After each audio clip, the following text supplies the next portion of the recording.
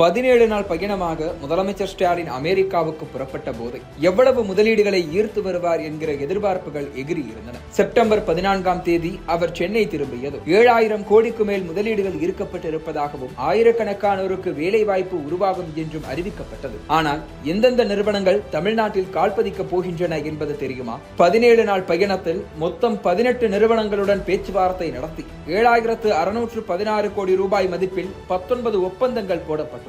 இதன் மூலம் தலைநகர் சென்னை மட்டும் இல்லாமல் திருச்சி, கோவை, மதுரை, கிருஷ்ணகிரி, காஞ்சிபுரம் மாவட்டங்களில் 11516 வேலை வாய்ப்புகள் உருவாக்கப்பட உள்ளன.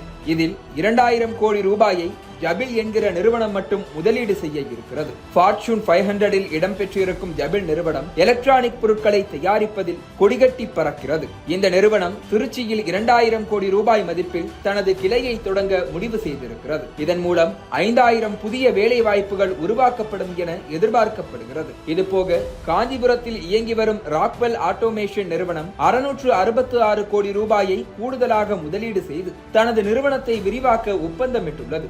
மென்பொருள் துறையில் உச்சத்தில் இருக்கும் ஆட்டோடெஸ்க் நிறுவனம் தமிழ்நாட்டு இளைஞர்களின் திறன் மேம்பாட்டுக்கு உதவவும் குறு சிறு தொழில் நிறுவனங்கள் மற்றும் ஸ்டார்ட் அப் நிறுவனங்களின் வளர்ச்சிக்கு உதவவும் ஒப்பந்தம் செய்துள்ளது. திருவள்ளூர் மற்றும் கிருஷ்ணகிரியில் இயங்கி வரும் அமெரிக்க நிறுவனமான கேட்டர்பில்லரும் 500 கோடி ரூபாயை கூடுதலாக முதலீடு செய்து தமிழ்நாட்டில் தங்களது நிறுவனத்தை விரிவாக்கம் செய்ய புரிந்துணர்வு ஒப்பந்தத்தில் கையெழுத்திட்டுள்ளது.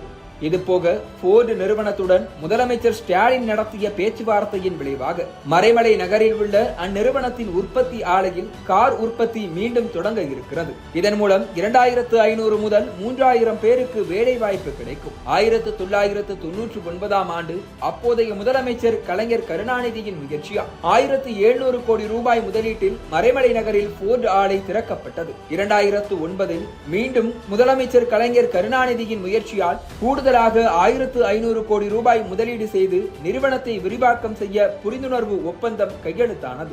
ஆனால் திடீரென 2021ஆம் ஆண்டு சென்னையில் உள்ள தனது நிறுவனத்தில் கார் தயாரிப்பை நிறுத்துவதாக அறிவிப்பு வெளியிட்டு அதிர்ச்சி கொடுத்தது போர்டு நிறுவனம். அப்போது முதலே அந்த நிறுவனத்தை மீண்டும் தமிழ்நாட்டுக்கு கொண்டுவர கடும் முயற்சிகள் எடுக்கப்பட்டு வந்தன. கடந்த ஆண்டு ஜூலை மாதம் அமெரிக்காவின் சான் பிரான்சிஸ்கோ நகருக்கு சென்ற தொழில்துறை அமைச்சர் TRB ராஜா போர்டு நிறுவன உயர் அதிகாரிகளுடன் பேச்சுவார்த்தை நடத்தினார். ஆனால் போர்டு நிறுவனம் நிலைமையை ஆய்வு செய்ய 6 மாதம் அவகாசம் கேட்டது. இதன் பிறகு தொடர்ந்து போர்டு நிறுவனத்துடன் பேச்சுவார்த்தை நடத்தப்பட்டு தற்போது முதலமைச்சர் ஸ்டாலினின் அமெரிக்க பயணத்தில் ஒரு வழியாக ஒப்பந்தம் கையெழுத்தாகியுள்ளது. இதன் மூலம் அந்த நிறுவனம் மீண்டும் தமிழ்நாட்டில் தனது கார் உற்பத்தியை தொடங்க ஒப்புக்கொண்டுள்ளது. இதுபோக BNY மெலான் எனப்படும் the bank of New York Mellon corporation நிறுவனத்துடன் முதலமைச்சர் ஸ்டாலின் பேச்சுவார்த்தை நடத்தியிருக்கிறார். அந்நிறுவனம் தேர்வு செய்துள்ள இந்தியாவின் 6 முக்கிய நகரங்களில் சென்னையின் பெயரும் இருப்பதால் AI துறையில் முதலீடு இருக்கும் என எதிர்பார்க்கப்படுகிறது. கூகுள் நிறுவனமும் சென்னையில் செயற்கை நுண்ணறிவு ஆய்வகத்தை அமைப்பதற்கான புரிந்துணர்வு ஒப்பந்தத்தில் கையெழுத்திட்டுள்ளது.